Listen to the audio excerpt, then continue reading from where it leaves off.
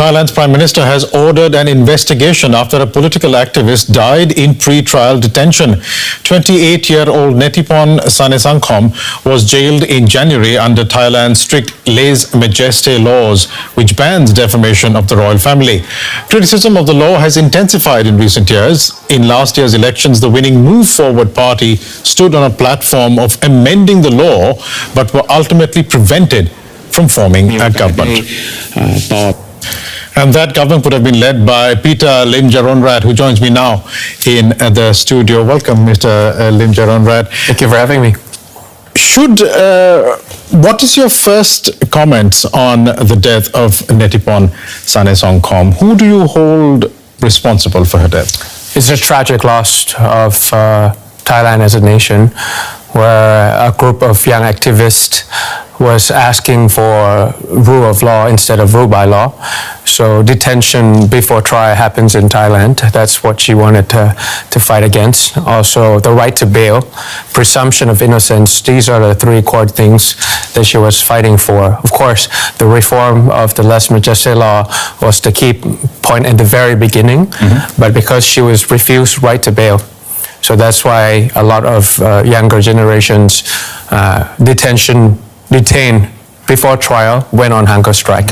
And she's not the only one. I just feel the pain inside for her family that she had to go through it this way.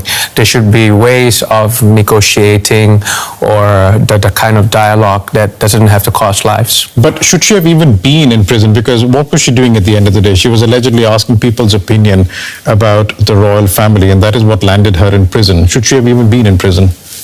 In Thailand, the law says that a mild criticism of the monarchy is not allowed, but the sentiment of the era might change to a certain extent, and we as a lawmaker wanted to do an attempted amendment of the law so that there's proportionality between protection the head of state and the freedom of speech.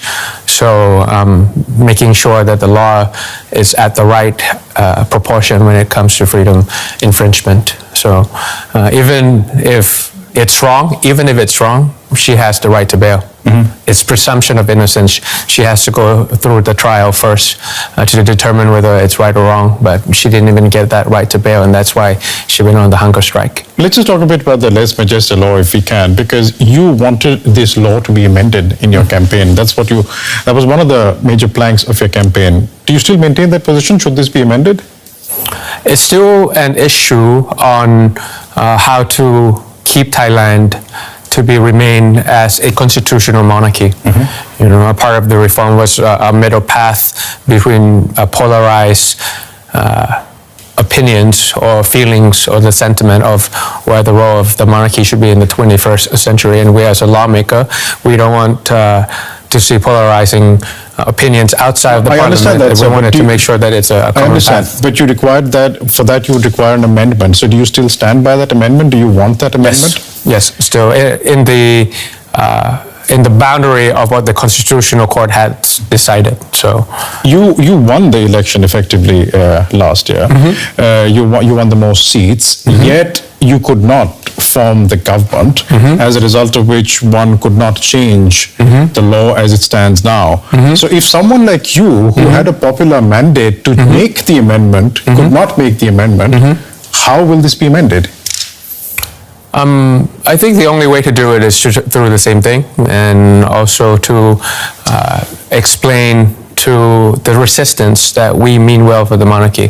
In a constitutional monarchy, we want the king to be above politics, and we don't want any other political opponents to use lèse majesté law to destroy political opponents and to push the youth away from the monarchy themselves. So it needs time, it needs domination of ideas, it needs explanation and things like that. Hopefully that's what we do in the case against the Constitutional Court in the first week of June, which is 2 weeks away. Speaking of the court system, I mean, you're talking about the lèse majesté laws and perhaps other laws being used to settle scores, potentially. That's what you were alluding to. What does that say about the justice system, the court system in Thailand? Is it independent? Is it reliable? Well, there's certainly cases of judicial harassment to a few MPs here. In my case, I was unduly suspended for about 6 months during the Prime Minister's election in the Parliament. So, speaking of the integrity of the system, we got 4.9 out of 10 from the index, and we're number 82 out of 140. So that kind of statistics would tell the audience something about the system in Thailand. What would you tell the audience? What is your assessment of it? Is it independent? Is it reliable? Somewhat independent, but then it depends on various cases that are sensitive to the public sentiment, might not be as straightforward as it should be.